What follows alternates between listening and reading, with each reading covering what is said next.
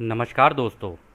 Law of one यानी एक का कानून, या कह लीजिए एक का ज्ञान, या कह लीजिए एक के तरीके, यह उसके 48वें सत्र का दूसरा भाग है। दोहराया जाता है कि इस किताब द्वारा दी गई सभी सूचनाएं और जानकारियां आप जान भी सकते हैं, मान भी सकते हैं, नज़रअंदाज भी कर सकते हैं और नकार भी सकते हैं, क्योंकि यह आपकी स्वतंत्र इच्छा या फ्री विल है, जो कि एक अनंत रचयिता द्वारा आपको दी गई है। एक बात और कही जाती है कि लॉ ऑफ वन पूरी तरह से सभी के लिए फ्री है। यदि कोई इकाई या व्यक्ति इसको निजी स्वार्थ के लिए इस्तेमाल करे तो वह उसकी व्यक्तिगत जिम्मेदारी होगी। और साथ ही साथ यह भी कहा जाता है कि यदि कोई व्यक्ति इसको अपनी भाषा में परिवर्तित करके दूसरों से साझा करना चाहे या फिर इन वीडियोस को अपने चैनल पर चलाना चाहे तो वह भी ऐसा कर सकता है, क्योंकि वह भी उसकी फ्री विल है। तो पहला सवाल डॉन करते हैं। धन्यवाद।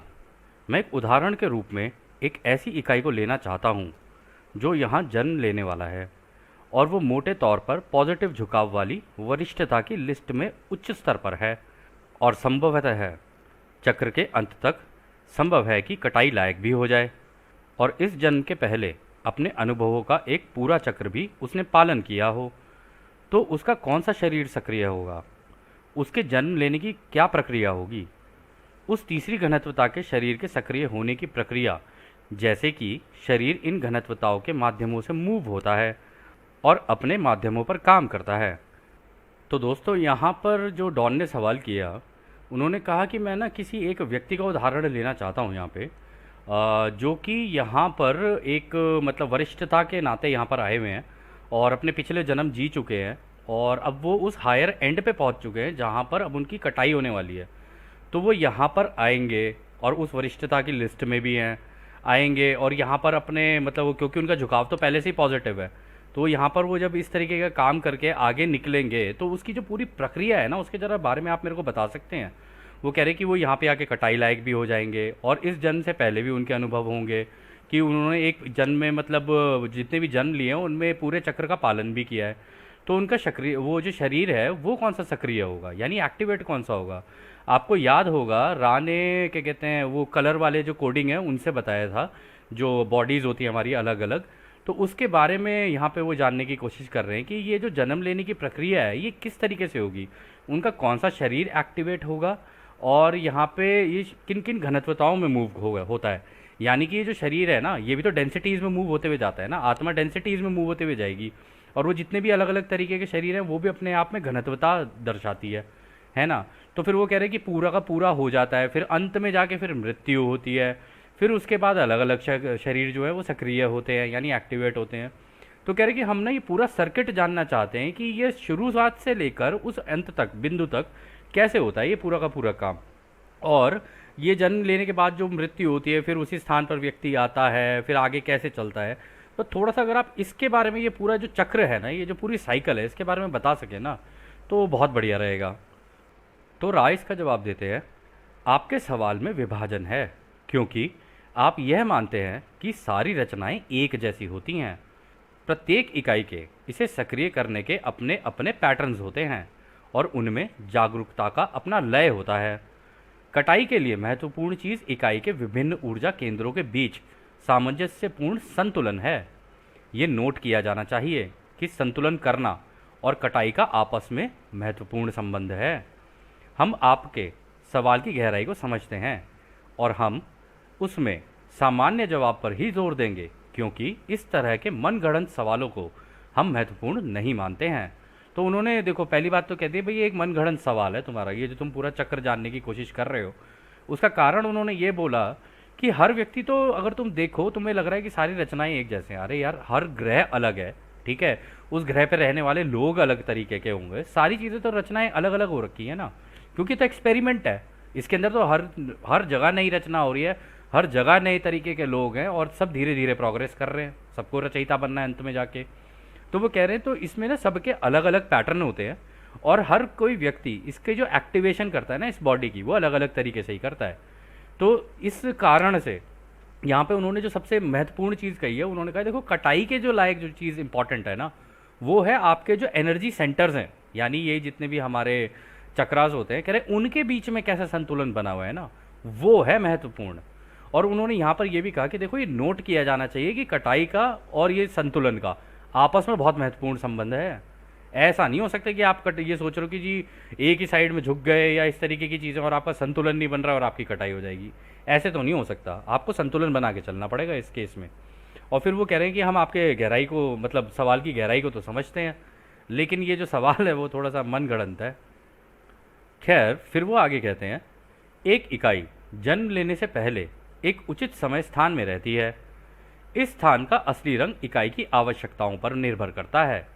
उदाहरण के लिए वो इकाई जो घुमक्कड़ हैं, इस कारण से उनके मन, शरीर, आत्मा परिसर के कोर के अंदर हरे, नीले और इंडिगो का असली रंग रहता है। तो दोस्तों यहाँ पर जो उन्होंने कहा ना, उन्होंने कहा कि ये जो हर व्यक्ति जो है ना, उसका जो मरने के बाद हर जगह पर एक उचित समय है, उचित समय स्थान यानी कोई जगह है उसके लिए।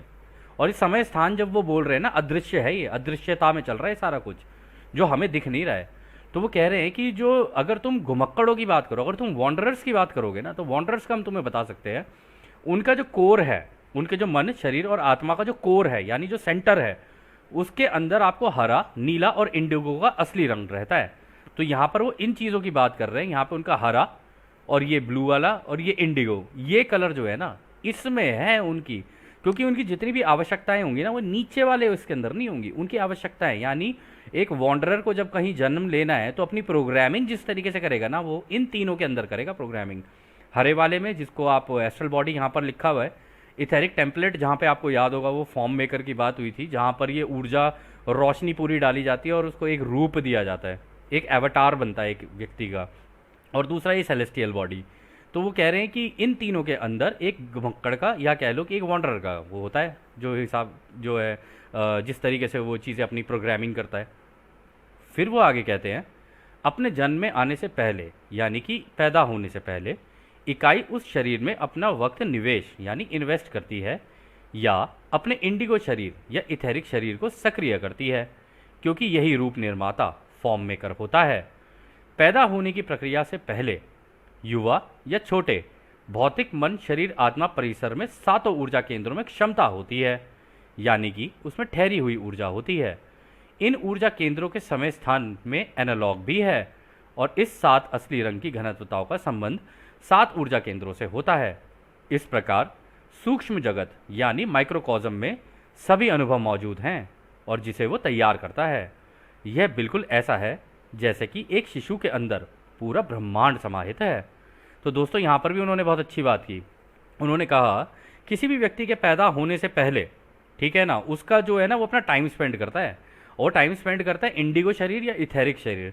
इंडिगो हो गया यही वाला आपका बाहर वाला, ये जो है ना, वॉन्डर्स के केस में तो उन्होंने बता दिया कि ये तीनों के लिए, तीनों ही है उनके, कह रहे। लेकिन वो मैक्सिमम के जो होता है ना, यही फॉर्म मेकर होता है। ये जो सेलेस्टियल बॉडी इथेरिक टेम्पलेट आपको दिख रहा है ना यहाँ पे, ये कह रहे कि यहाँ पे इथेरिक टेम्पलेट के ऊपर वाला ये सेलेस्टियल जो है, सेलेस्टियल बॉडी, कह रहे वो ये ही है जहाँ पे वो फॉर्म मेकर होता है। तो उसके पास सारे अनुभव अवेलेबल होंगे कि भाई अब मुझे जाना है, अब मुझे ये अनुभव लेने, जिसकी वजह से मेरा एक झुकाव बनेगा या तो पॉजिटिव की साइड या नेगेटिव की साइड। तो यहाँ पे वो अपनी पूरी प्रोग्रामिंग कर रहा होता है कि हाँ हाँ ये अनुभव चाहिए मुझे, इस तरीके का शरीर चाहिए, इस तरीके का घर चाहिए, इस तरीके का परिवार चाहिए, इस तरीके के माँ बाप चाहिए, इस तरीके के बहन भाई चाहिए, इस तरीके के दोस्त चाहिए। तो वो सारी चीज़ें यहाँ पर प्रोग्रामिंग अपनी कर रहा होता है। तो यहाँ पर कुछ भी ऐसा नहीं लग रहा है जैसे कि सब कोई चीज़ें रैंडम हो। ऐसा लग रहा है कि ये सारी चीज़ें ना वो पहले से ही प्री डिसाइड करके आता है। और इसमें भी वो कह रहे हैं कि ये जो होता है ना, इनके पास कोई भी व्यक्ति होगा ना, उसके सारे मतलब भौतिक मन, शरीर, आत्मा परिसर में जो उसके एनर्जी सेंटर्स होते हैं ना, जो चक्रास होते हैं, उनके अंदर पोटेंशियल होता है। यानी पोटेंशियल यानी एक ठहरी हुई ऊर्जा होती है। वो ऊर्जा का इस्तेमाल कब करता है ना, ये है उससे उसका झुकाव बनना शुरू होता है। चक्रास तो सारे हैं, ऊर्जा भी उनके अंदर पूरी की पूरी है, लेकिन वो उनका इस्तेमाल करके झुकाव कैसे बनाएगा ना, वो उसके अनुभवों पे निर्भर करता है। और इसी में वो कह रहे हैं कि ये ही है, आप इसको रिलेट भी कर सकते हो घनत्वताओं के सारे रंगों से। जैसे उन्होंने बताया था ना कि घनत्वताओं के भी सारे रंग ऐसे होते हैं, रेड, ऑरेंज और इस तरीके से सारे नीचे से ऊपर जो चलते हैं विबग्योर की फॉर्म में। तो कहने लगे कि ये आप उससे भी रिलेट कर सकते हो। और इसी प्रकार वो कह रहे हैं कि यहाँ पे माइक्रोकॉज्म, अगर आप सूक्ष्म जगत की बात करो ना, तो सारे अनुभव मौजूद हैं वहाँ पे। जिसे वो बैठ के वहाँ पे तैयार करता है। यानी कि यहाँ पर अगर आप देखें तो वो कह रहे हैं इस सेलेस्टियल बॉडी के अंदर ना, जहाँ पर जब वो पहुँचता है मृत्यु के बाद, या कह लो अपने नई गेम को खेलने के लिए जब वो तैयार करता है अपने आप को, तो यहाँ पे सारे अनुभव हैं उसके पास। अब वो उनमें से चुनेगा, अपनी प्रोग्रामिंग करेगा कि इस वीडियो गेम को खेलने के लिए मुझे क्या क्या चीज़ें चाहिए। जैसे हम लोग वीडियो गेम खेलते हैं ना, भाई ये वाली गाड़ी चाहिए, ये वाले कपड़े चाहिए, ये वाला ऐसा चाहिए, ये वाला वैसा चाहिए। तो जैसा वो चाहे वो यहाँ पे अपनी प्रोग्रामिंग कर रहा होता है। और इसी वजह से वो यहाँ पे उन्होंने राह ने कहा कि आप इसको ऐसे कह सकते हैं कि जैसे एक बच्चे के अंदर पूरा ब्रह्मांड समाहित है, यानी सारे ऊर्जा चक्र हैं उसके अंदर, वो किसी भी डेंसिटी को क्रॉस कर सकता है। ज़रूरी नहीं है फोर्थ डेंसिटी में जाए, फिफ्थ में भी जा सकता है, सिक्स्थ में भी जा सकता है, सेवन्थ में भी जा सकता है, ये सारी चीज़ें कर सकता है वो, क्योंकि सारे सातों चक्र है ना उसके।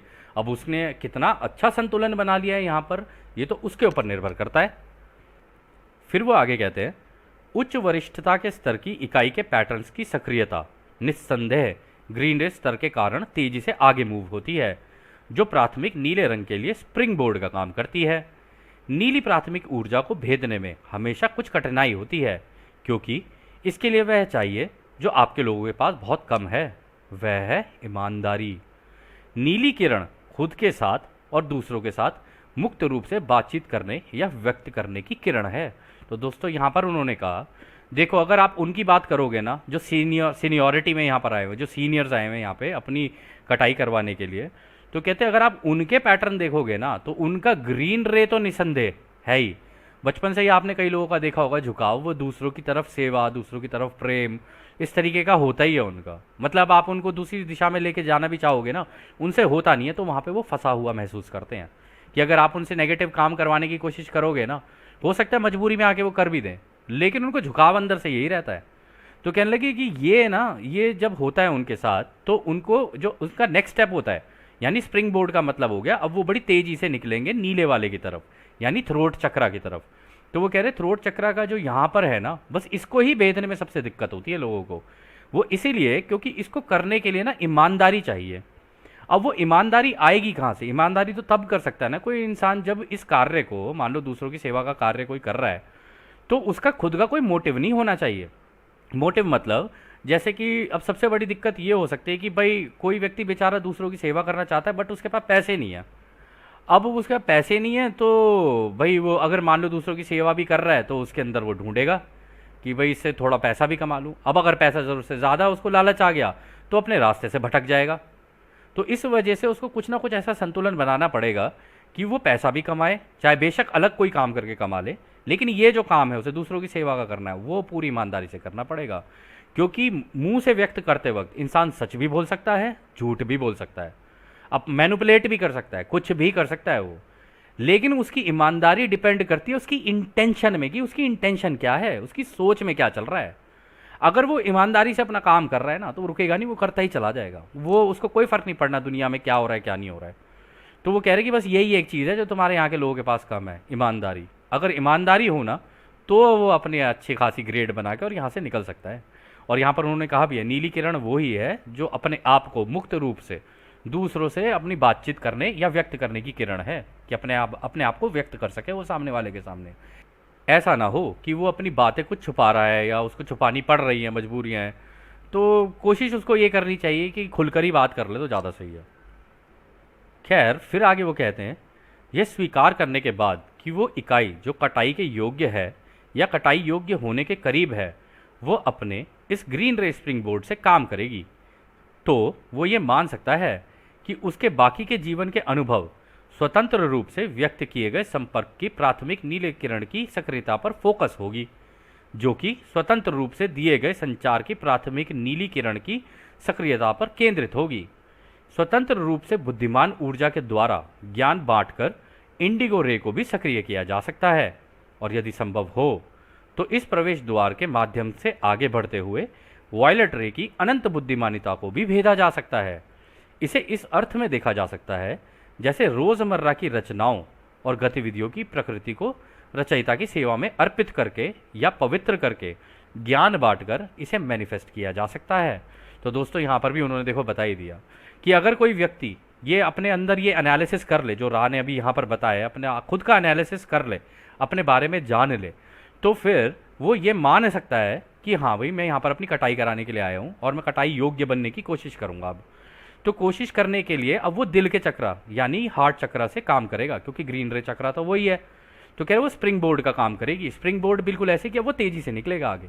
लेकिन इसको करने के लिए ना उसको अपने जितने भी अनुभवों का इस्तेमाल करके स्वतंत्र रूप से अपने मतलब थ्रोट चक्र गले के चक्र का इस्तेमाल करते हुए दूसरों को ये ज्ञान बांटने की कोशिश करनी चाहिए, या जो उसने चीज़ें सीखी हैं ऑनेस्ट तरीके से दूसरों को देनी चाहिए। ठीक है, क्योंकि ये सारी चीज़ें ना उसके थ्रोट चक्र के ऊपर ही केंद्रित होंगी कि अब वो अगर दिल से काम कर रहा है और अपनी भी कटाई अपने आप को भी कटाई के योग्य बना रहा है, और क्योंकि दूसरों की सेवा में है तो उसको दूसरों की भी कटाई की मदद करनी पड़ेगी उनके लिए भी।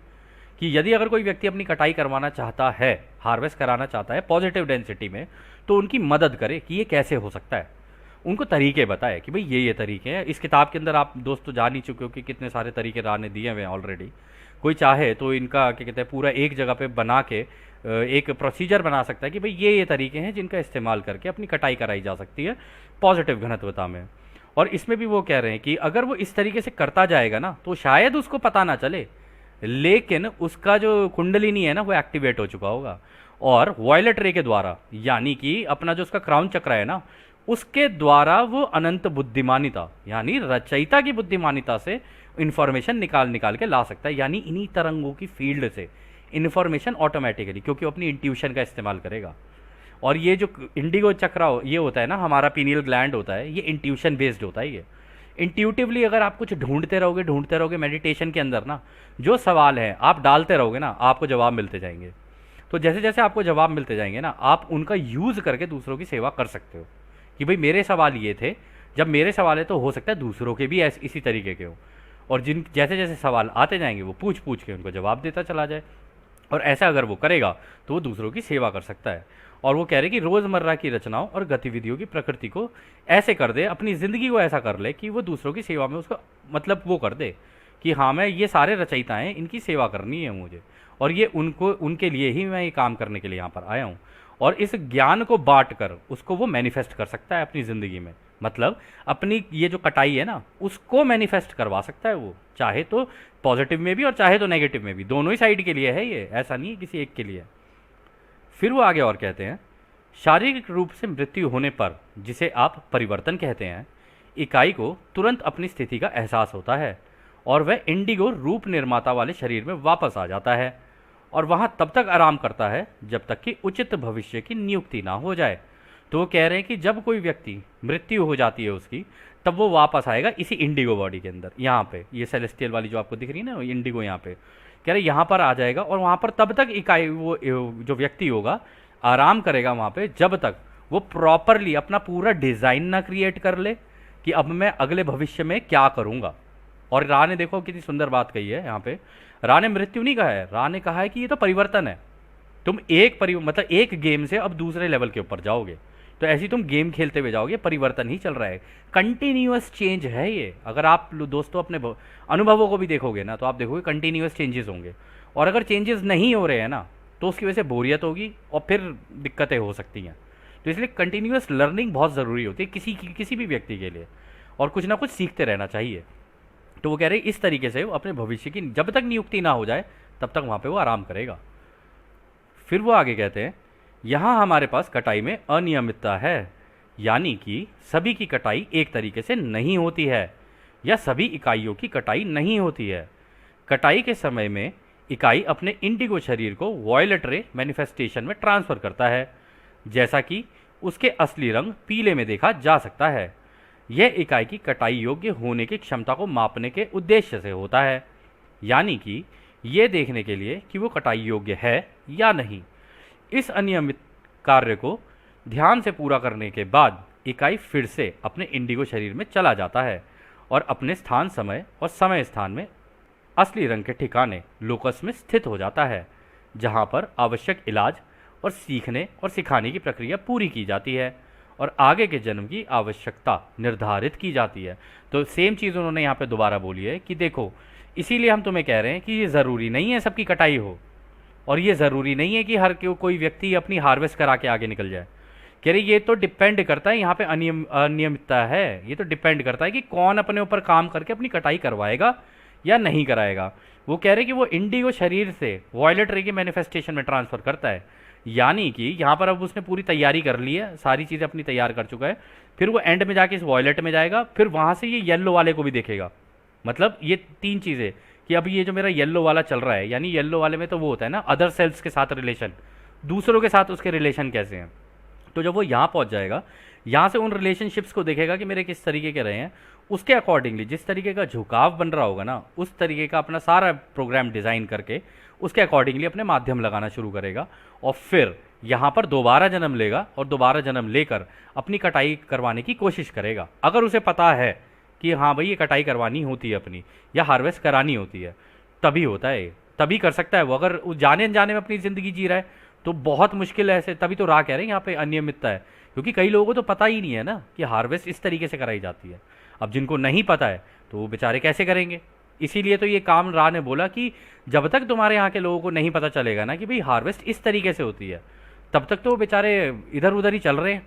तो यही तो आपको उनकी सेवा करनी है, यही तो उनकी मदद करनी है, आपको उनकी हेल्प करनी कि भाई ये तरीके हैं, देख लो, इन तरीकों से तुम्हारी कटाई हो सकती है, तुम चाहो तो। और ये गेम तुम्हारी डिज़ाइन की हुई है, तुम खेलना चाहो तो खेल लो, नहीं खेलना चाहते तो भी तुम्हारी इच्छा है। तो इसमें वो कह रहे हैं इसी कार्य के मतलब इसी कार्य को ध्यान से पूरा करने के बाद वो इकाई दोबारा इंडिगो शरीर में चला जाता है। यानी यहाँ से ये सारी चीज़ें करके दोबारा इसी के अंदर आएगा, इंडिगो वाली बॉडी के अंदर, और दोबारा वो कहते हैं कि अपने उसी जगह पर असली रंग के ठिकाने पर जाता है। यानी अगर उसने जो अपना ये येलो वाला जो भी है ना, ये इसका जो भी जिस जगह उसे जन्म लेना है, फिर वो अपना यहाँ पर जाता है, या इससे पहले, मतलब इनफैक्ट इससे पहले भी वो यहीं पर ही जाएगा इंडिगो में वापस। इंडिगो में यहीं बैठ के अपनी हीलिंग भी करेगा, सारी चीज़ें करेगा, प्रोग्रामिंग करेगा, फिर फ्यूचर में जहाँ पर उसको जन्म लेना है ना, वहाँ पर वो जन्म लेगा और अपने सीखने सिखाने का काम दोबारा आगे कंटिन्यू करेगा। खैर, फिर अगला सवाल डॉन करते हैं, तो फिर कौन इसकी निगरानी करता है कि आगे के जन्म की ज़रूरतें कौन निर्धारित करेगा और जन्म के लिए वरिष्ठता सूची सेट करता है। तो डॉन ने पूछा, तो इसकी इस पूरे काम की देखरेख कोई तो करता होगा, तो कौन करता है ऐसा, और ये जन्म के जब हम लोग जन्म लेते हैं तो उनमें किन किन चीज़ों की ज़रूरत पड़ेगी, ये कौन निर्धारित करता है, और ये भी कौन डिसाइड करता है कि भाई कौन सीनियर है कौन जूनियर है इस केस के अंदर, ये कैसे होता है सारा। तो रा कहते हैं यह एक सवाल है जिसके दो जवाब हैं। सबसे पहले तो वो लोग हैं जो ग्रह रक्षकों के साथ या उनके नीचे काम करते हैं और उन जन्म लेने के पैटर्न्स के लिए जिम्मेदार होते हैं जो अपने आप जन्म लेते हैं, यानी कि जो आध्यात्मिक विकास क्रम में सचेत रूप से आत्म जागरूक नहीं होते हैं, जिन्हें सचेत रूप से ये नहीं पता होता है कि अपनी ज़िंदगी के निश्चित आकार को कैसे बनाया जाता है। इसलिए वो जीवन के एक पैटर्न को ही दोहराते रहते हैं और बार बार जन्म लेते रहते हैं। आप चाहें तो इनको देवदूत या एंजल भी कह सकते हैं। वे स्थानीय होते हैं या आपके ग्रह क्षेत्रों के ही होते हैं। तो वो कह रहे हैं कि देखो यहाँ पर ना ये जिस तरीके से होता है ना, ये कह रहे हैं कि सबसे पहले तो तुमको समझना पड़ेगा कि जो ग्रह रक्षक है, आपको याद होगा रा ने बोला था 24 गार्जियन होते हैं, ठीक है ना। इनको कई लोग गार्जियन एंजल्स भी बोल देते हैं, लेकिन यहाँ पर रा ने केवल उनको गार्जियंस ही बोला है। तो उन्होंने कहा है कि ये जो ग्रह रक्षक होते हैं ना, वो इनके साथ इनकी टीम में मिलकर काम करते हैं, उन लोगों की मदद करते हैं जिन लोगों को अभी तक उन्होंने अपना आध्यात्मिक विकास शुरू भी नहीं किया है। मतलब उनको पता ही नहीं चल रहा है कि ज़िंदगी कैसे चल रही है, कन्फ्यूजन में पूरी ज़िंदगी निकाल देते हैं। यही वो लोग होते हैं दोस्तों जो अपनी रिपीट करते हैं लाइफ, जो ये साइकिल रिपीट करते हैं ना। इससे यही समझ में आ रहा है कि रा ने उन्हीं के बारे में बात की है। तो कह रहे हैं कि ये उनकी मदद करते हैं तब तक, क्योंकि उनकी जो ज़िंदगी होती है ना ऑटोमेटिक हो जाती है। वो दोबारा पैदा होंगे, दोबारा मर जाएंगे, दोबारा पैदा वो होंगे, दोबारा मर जाएंगे, लेकिन वो आगे नहीं निकल पा रहे हैं। मतलब आध्यात्मिक रूप विकास में आगे नहीं निकल पा रहे हैं वो, और ना ही उन्हें ये पता है कि अपनी ज़िंदगी को निश्चित आकार कैसे दिया जाए। क्योंकि जब तक ये नॉलेज आपके पास नहीं होगी, ये ज्ञान आपके पास नहीं होगा, और आप ढूंढोगे भी नहीं, तो फिर आप कैसे करोगे। जब आपको तरीके ही नहीं पता है तो आप करोगे कैसे। तो इस वजह से वो कह रहे हैं कि वो बार बार अपने पैटर्न को ही दोहराते रहते हैं और बार बार ही जन्म लेते रहते हैं। तो इसको वो कह रहे हैं कि ये जो लोग होते हैं ना, जो गार्जियंस के साथ काम कर रहे होते हैं, इनको आप देवदूत और एंजल भी कह सकते हो। और उन्होंने कहा कि वे स्थानीय होते हैं या आपके ग्रह क्षेत्रों के ही होते हैं। यानी वो ये कह रहे हैं कि जो तुम्हारे ग्रह से एडवांस होके आगे निकल गए ना, यानी जिन्होंने पहले कटाई करवा ली अपनी, वो इस टीम को जाके ज्वाइन करते हैं, इस टीम के अंदर सीखते हैं, इस टीम को ज्वाइन करते हैं और इनके साथ मिलकर दूसरों की मदद करते हैं कि वो अपने पैटर्न्स को कैसे ठीक कर सकते हैं।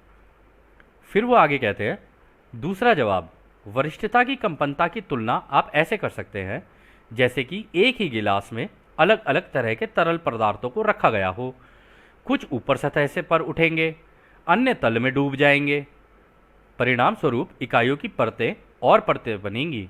जैसे जैसे कटाई नज़दीक आती है, वैसे वैसे जो लोग सबसे अधिक रोशनी और प्रेम से भरे हुए होते हैं, वे स्वाभाविक रूप से और बिना निरीक्षण के अपने जन्म के अनुभवों के कारण उस कतार में होते हैं। तो वो कह रहे हैं कि ये जो देखो, अब आप सीनियरिटी की जो बात कर रहे हो ना, जो वरिष्ठता की बात कर रहे हो, जिनको आप वरिष्ठ नागरिक कह सकते हो इस केस के अंदर, वरिष्ठ नागरिक का मतलब दोस्तों ये नहीं है कि जो लोग बूढ़े हो गए हैं, नहीं नहीं नहीं नहीं।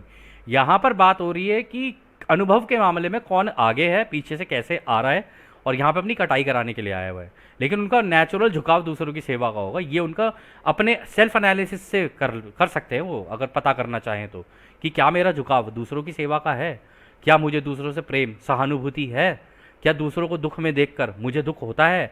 अगर ऐसा है तो उनका सीनियरिटी लेवल है। तो वो इसी में यही कह रहे हैं कि ये बिल्कुल आप उनको ऐसे देख सकते हो जैसे एक ही ग्लास के अंदर अलग अलग लेवल्स हों। जैसे कि कभी हम तेल डाल दें, फिर उसके ऊपर कुछ और डाल दें पानी, फिर उसके ऊपर कुछ और कलर का डाल दें, फिर उसके ऊपर कुछ और कलर का डाल दें, तो आपको अलग अलग लेवल्स दिख जाएंगे उसके अंदर। तो कह रहे हैं कि कुछ तो ऐसे हैं जो कि ठीक है उठ के ऊपर चले जाएंगे उसी पानी के अंदर, कुछ ऐसी होंगी जो परतें बनती जाएंगी और नीचे गिरते चले जाएंगे, कुछ नीचे सेटल हो जाएंगे। तो कह रहे हैं कि जैसे जैसे कटाई एंड तक आती रहेगी ना, जो लोग सबसे ज़्यादा रोशनी और प्रेम से भरे हुए होते हैं ना, वो स्वाभाविक रूप से बिना निरीक्षण के अपने जन्म के अनुभवों के कारण उस कतार में होते हैं, क्योंकि ये पहले से ही ऐसे होते हैं। इनके अंदर रोशनी और प्रेम से भरे होते हैं ये दूसरों के लिए, इनको सीरियसली दूसरों के लिए कंसर्न होता है। ऑन टॉप ऑफ दैट अगर उनको ये ज्ञान मिल जाए तो फिर वो दूसरों से साझा करते हैं कि भाई तुम्हारी ज़िंदगियाँ भी ठीक हो सकती हैं इससे, अगर तुम ढंग से इस्तेमाल कर सको तो और लेकिन उसमें ज़ोर ज़बरदस्ती से नहीं कराया जा सकता है किसी से। आज़ादी सबकी है, दे दो, चुनाव सबका है, जिसने जो चुनना है वो अपने आप चुनेगा, ठीक है ना। ज़ोर ज़बरदस्ती से नहीं कर सकते आप इस काम को।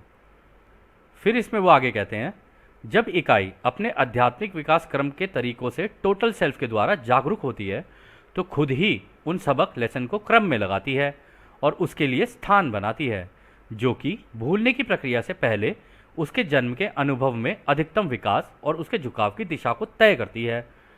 अपने जीवन के अनुभवों के तरीकों को पूरी स्वतंत्र इच्छा से चुनने वाली उन वरिष्ठ इकाइयों की इस कुल स्वतंत्र इच्छा का एकमात्र नुकसान यह है कि कुछ इकाइयां एक जीवन के अनुभव के दौरान इतना कुछ सीखने का प्रयास करती हैं कि माध्यम की तीव्रता उस ध्रुवीकृत इकाई को अव्यवस्थित कर देती हैं, और इस प्रकार अनुभव अधिकतम रूप से उतना उपयोगी नहीं होता है जितना कि उसे होना चाहिए।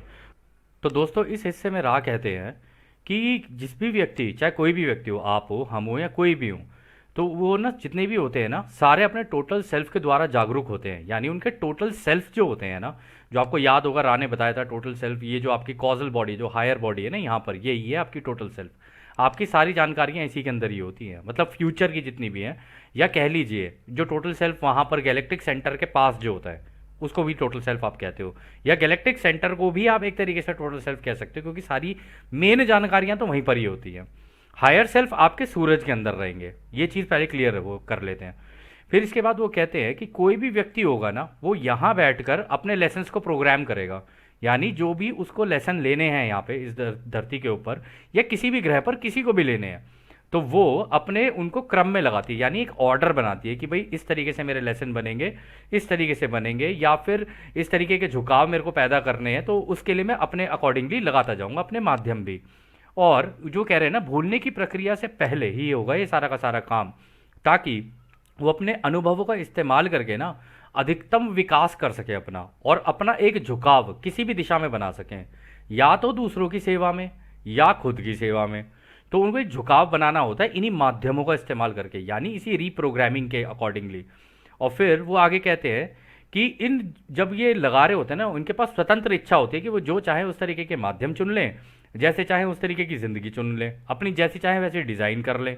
तो वो करते हैं ना, तो इस केस में बस एक गलती हो जाती है कि कई वरिष्ठ जो होते हैं ना, जो हायर ऑर्डर पे होते हैं, मतलब कह लो जो सीनियरिटी में होते हैं, उनके साथ ना एक प्रॉब्लम हो जाती है कि वो अपनी स्वतंत्र इच्छा का ना इतना ज़्यादा नुकसान वो कर लेते हैं अपना, मतलब इस्तेमाल कर लेते हैं अपनी स्वतंत्र इच्छा इतनी ज़्यादा कि ना वो इतने ज़्यादा माध्यम लगा देते हैं ना अपने सीखने सिखाने के लिए, इतने ज़्यादा अनुभवों को लगा देते हैं कि वो अनुभव ना आगे चलते चलते इतने ज़्यादा हो जाते हैं कि उनमें तीव्रता आ जाती है, माध्यमों की तीव्रता ज़्यादा हो जाती है। तभी आप लोगों ने देखा होगा कई लोगों की ज़िंदगियों में दुख दर्द तकलीफ़ें आए जा रही हैं, लेकिन उन्हें समझ नहीं आ रहा है कि जाना किस दिशा में है। वो अपना झुकाव नहीं बना पा रहे अभी भी। तो इस तरीके के लोग ना अपनी ज़िंदगी में ज़रूरत से ज़्यादा माध्यम लगा देते हैं, और इस वजह से वो जो माध्यम लगते हैं ना उसकी वजह से उनका ध्रुवीकरण ही खराब हो जाता है। यानी ना तो वो इधर ही हो पाते हैं खुद की सेवा में, ना वो होते हैं दूसरों की सेवा में, तो बीच में ही फंस कर रह जाते हैं। और इसमें भी रान कह रहे हैं कि इस वजह से वो अपने अनुभवों का ना प्रॉपरली इस्तेमाल नहीं कर सकते, जो मैक्सिमम उसका इस्तेमाल होना चाहिए ना वो कर ही नहीं पाते वो। और इस वजह से उनको दोबारा रिपीट करना पड़ जाता है। उनको लगता है हम जितने ज़्यादा माध्यम लगा लेंगे ना उतनी तेज़ी से आगे प्रोग्रेस कर पाएंगे, लेकिन ऐसा होता नहीं है। माध्यम उतने ही लगाने चाहिए, ये तो खैर बाद की बात है, जब मृत्यु होने के बाद व्यक्ति जाता है तो माध्यम इस तरीके से लगाने चाहिए कि आपको झटके तो पड़े, लेकिन सोचने का भी मौका देना चाहिए अपने आप को। अगर आपने ज़रूरत से ज़्यादा माध्यम लगा दिए तो फिर आप कंफ्यूजन वाली स्टेट में चले जाओगे। आप कभी इधर भागोगे, कभी उधर भागोगे, कभी इस इंफॉर्मेशन के लिए दौड़ोगे, कभी उस इंफॉर्मेशन के लिए दौड़ोगे, कभी यहाँ कभी वहाँ, इससे पूछ उससे पूछ, कहीं इसका ज्ञान ले कहीं उसका ज्ञान ले, और एंड में जाके ना इधर के रहते हैं ना उधर के रहते हैं। जबकि एक झुकाव बनाना होता है, या तो खुद की सेवा का या दूसरों की सेवा का। फिर अगला सवाल डाउन करते हैं, इसकी समानता हम इस तरह से कर सकते हैं कि एक छात्र एक कॉलेज में प्रवेश करता है और जितना संभवतः है एक समय में जितना वो कर सकता है उससे अधिक कोर्स में वो दाखिला ले लेता है। क्या यह सही है? तो रा कहते हैं हाँ यह बिल्कुल सही है। यानी आपने कॉलेज में वो लिया, एडमिशन लिया, या स्कूल में एडमिशन लिया, पढ़ाई आपको जितनी करनी थी, एक लेसन एक क्लास के अंदर जितने लेसन होने चाहिए थे उससे ज़्यादा ले लिया आपने। आपको लेने चाहिए थे फिजिक्स केमिस्ट्री मैथ्स, आपने ले लिया फिजिक्स केमिस्ट्री मैथ्स, ऊपर से बायो भी ले ली, और उसके ऊपर फिर आपने थोड़ा बहुत और कुछ रह रहा होगा तो जनरल स्टडीज़, या आपने हो सकता है क्या कहते हैं वो भी ले लिया हो, संस्कृत भी ले लियो। अब इतनी सारी चीज़ें अगर आप एक बार में लगा दोगे तो आप आगे कैसे बढ़ोगे? तो इस वजह से कन्फ्यूजन वाली स्टेट हो जाती है कि उतना ही करो जितना तुम कर सकते हो। फिर अगला सवाल डाउन करते हैं, क्या आप मुझे बता सकते हैं कि कैसे अलग अलग शरीर लाल से लेकर बैंगनी तक का संबंध लाल से लेकर बैंगनी तक के ऊर्जा केंद्रों से है? क्या वे किसी तरह से जुड़े हुए हैं? तो वो यही कह रहे हैं कि ये जो शरीर हैं, ये जितने भी हमारे शरीर यहाँ पर दिख रहे हैं इस इमेज में, ये हमारे चक्रों से कैसे जुड़े हुए हैं, मतलब इनका रिलेशन हमारे चक्रों से कैसे है? तो रा कहते हैं यह इस कार्य का अंतिम पूर्ण सवाल होगा। जैसा कि हमने नोट किया है, प्रत्येक असली रंग की घनत्वता में 7 ऊर्जा केंद्र होते हैं और प्रत्येक इकाई के सारे ऊर्जा केंद्रों में सक्रिय होने की क्षमता यानी पोटेंशिएशन होती है। ये तब सक्रिय होती है जब ये पीली किरण में आती है, और वायलेट रे की अनंत बुद्धिमानिता उसके लिए अगले अष्टक ऑक्टेव के अनुभव के लिए एक पासपोर्ट है। तो दोस्तों यहाँ पर पता उन्होंने क्या कहा? उन्होंने कहा देखो, जैसा हमने तुम्हें हमने भी नोट किया और तुम्हें बताया है, ये तुम्हारे जितने भी ऊर्जा केंद्र होते हैं ना, जो तुम्हारी असली घनत्वता में, यानी अभी हम तीसरी घनत्वता में जो है या उसकी बात हो रही है। तीसरी घनत्वता इस वक्त येलो में है, मतलब हालांकि अब तो ग्रीन में जा रही है ये, और जा चुकी है, रा ने पहले ही बता दिया है वो। तो वो कह रहे हैं कि इसके अंदर ना आपके पास जो 7 ऊर्जा केंद्र होंगे उनके अंदर क्षमता तो है, ऊर्जा है उनके अंदर, अब आप उसे इस्तेमाल कैसे करोगे तो आपके ऊपर है। तो कह रहे हैं कि वो तब सक्रिय यानी तब एक्टिवेट होते हैं जब ये पीली किरण में आती है। पीली किरण का मतलब हो गया जब आप एक समूह के साथ, एक ग्रुप के साथ, और ग्रुप सिक्योरिटी या कह लो अपने परिवार के साथ, इस तरीके की, या इस केस में कंडीशनल लव होता है, क्योंकि लव में तो अनकंडीशनल होता है, इस केस में कंडीशनल लव होता है जब आप उस परिवार की सिक्योरिटी और ये सारी चीज़ें देख रहे होते हो अपने परिवार की। एक समूह होता है, आप एक समाज के अंदर अपनी ज़िंदगी जी रहे होते हो। तो इस वजह से जैसे ही आप उसके अंदर घुसते हो ना, या कोई सामाजिक कार्य करने लगते हो, तभी आपका पीला रे एक्टिवेट हो जाएगा। यानी कि आप इस चौथी घनत्वता, आप इस तीसरी घनत्वता के येलो रे को आप एक्टिवेट कर चुके, अपने येलो चक्रा को। ग्रीन को एक्टिवेट करने के लिए आपको लव सीखना पड़ेगा, प्रैक्टिस करना पड़ेगा कि दूसरों से प्रेम कैसे किया जाता है, और वो भी अनकंडीशनल तरीके से। उनसे गलतियां हो, कुछ भी हो, माफ़ करो, आगे निकलो, लेकिन कंटिन्यूसली आगे निकलते रहो। माफ़ करने के बाद उन्हें आगे निकल जाओ, आप अपने दिल से माफ़ करो, निकलो। फिर वो कहते हैं और इसमें जब ये पीली किरण में आती है ना, तो ये वायलेट रे की अनंत बुद्धिमानिता, यानी फिर उनको फिर मेडिटेशन स्टार्ट कर देनी चाहिए। मेडिटेशन करके अपनी अनंत बुद्धिमानिता यानी इन तरंगों से कांटेक्ट बनाना चाहिए, बिल्कुल जैसे एक फ़ोन इंटरनेट से कनेक्शन बनाता है, इस तरीके से वो बनाएगा ना। तो इसका इस्तेमाल करते हुए वो अपनी ग्रेड इंक्रीज करना शुरू करता है, अपनी ग्रेड को आगे लेके जाना शुरू करता है। और जब वो ऐसा करना शुरू करता है ना, तो ये उसके लिए एक पासपोर्ट का काम करती है अगली घनत्वता में जाने के लिए। फिर वो आगे कहते हैं, ऐसे माहिर हैं जिन्होंने कई ऊर्जा केंद्रों और कई असली रंगों को भेदा है। यह भौतिक शरीर में रहते हुए अत्यधिक सावधानी के साथ किया जाना चाहिए, क्योंकि हमने ये गौर किया है कि लाल, नारंगी और पीले सर्किट को असली रंग के नीले सर्किट के साथ जोड़ने से ये खतरा है कि इससे उसके मन, शरीर, आत्मा में अव्यवस्था की काफ़ी संभावना होती है। हालांकि जो इकाई अनंत बुद्धिमानिता में प्रवेश करती है वह मूल रूप से ब्रह्मांड में आज़ादी से चलने में सक्षम है। तो यहाँ पर वो पता है क्या कह रहे हैं, यहाँ पर वो कह रहे हैं हमने देखा है तुम्हारे प्लेनेट पर ऐसे ऐसे मेडिटेटर हैं, ऐसे ऐसे माहिर हैं। ये जो जब भी ये माहिर कहे ना, तो ये बहुत हाईली एडवांस लेवल के मेडिटेटर उनकी बात कर रहे हैं। या फिर अगर खुद की सेवा वालों की बात की जाए तो वहाँ पे जो काले जादू का इस्तेमाल करते हैं उसकी बात हो रही है। दोनों की ही बात कर रहे हैं यहाँ पे कि कई लोग ऐसे हैं जिन्होंने असली रंगों को भेदा है। और फिर वो कह रहे हैं कि दिक्कत ये होती है कि ये जो तुम जिस शरीर के अंदर तुम रह रहे हो ना, इस काम को बहुत ही सावधानी से करना चाहिए। कह रहे कि हमने गौर किया है कि जब आप ये नीचे के 3 चक्र में होते हो ना, लाल, ऑरेंज और पीला, तो अगर आप इस केवल इसी में हो और अचानक से अपने ब्लू का इस्तेमाल करना शुरू कर दिया और दूसरों को ज्ञान बांटने लग गए और ये सारी चीज़ें करने लग गए बिना अनंत बुद्धिमानिता से कांटेक्ट बनाए हुए, और दूसरा ये कि आपने प्रॉपर ज्ञान नहीं लिया है और फिर आप दूसरों को ज्ञान देने के लिए निकल गए, तो कह रहे इस केस में ये जोड़ने से खतरा हो जाता है और ये संभावना होती है कि वो अपने आप को अव्यवस्थित कर ले, वो मतलब खुद ही अपने रास्ते से भटक जाए वो इंसान। ऐसा हो सकता है क्योंकि प्रॉपर उसको जानकारी है नहीं, प्रॉपर नॉलेज उसके पास है नहीं, तो अपने रास्ते से बिल्कुल भटक सकता है। हल्का सा भी कुछ हुआ ना उसकी ज़िंदगी में, वो एकदम से भटक जाएगा, एकदम से भटक जाएगा। उसे खुद के ऊपर काम करना चाहिए। वो बाहर बाहर की दुनिया के अंदर फंस जाएगा। वो दुनिया में क्या चल रहा है, लोग क्या बोल रहे हैं, इसने उसको क्या कहा, किसने किसी को क्या कहा, वो इसमें फंस जाएगा। वो निकल ही नहीं सकता है इसके अंदर से। तो फिर वो कह रहे हैं कि हालांकि जो इकाई अनंत बुद्धिमानिता में प्रवेश करती है वह मूल रूप से ब्रह्मांड में आज़ादी से चलने में सक्षम है।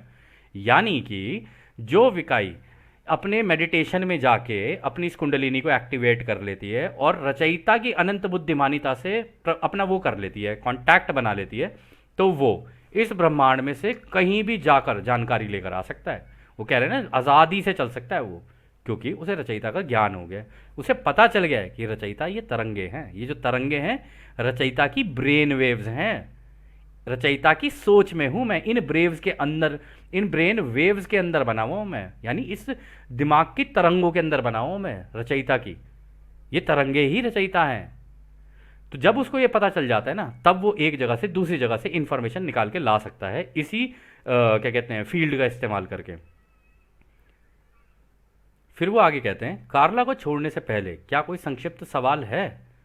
तो डॉन कहते हैं, बस इतना ही कि कुछ ऐसा है जो हम कार्ला को अधिक आरामदायक बनाने या संपर्क में सुधार करने के लिए कर सकते हैं। तो रा कहते हैं, सब ठीक है।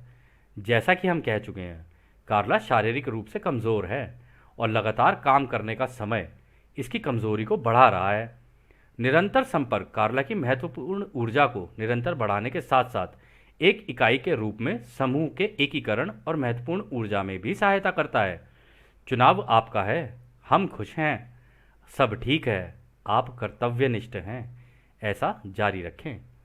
अब हम आपको एक अनंत रचयिता के प्रेम और रोशनी में छोड़ रहे हैं, इसलिए हमारे दोस्तों एक अनंत रचयिता की शक्ति और शांति में आनंदित होते हुए आगे बढ़ो। आडने। तो खैर दोस्तों, यह जो सत्र था ये भी काफ़ी जानकारियों से भरा हुआ था, और जैसा कि रा ने अभी यहाँ कहा, अब हम भी आपको उस एक अनंत रचयिता के प्रेम, उसकी रोशनी, उसकी शक्ति और उसकी शांति में छोड़कर चलते हैं। आदने हमारे दोस्तों, आदने वासु। धन्यवाद।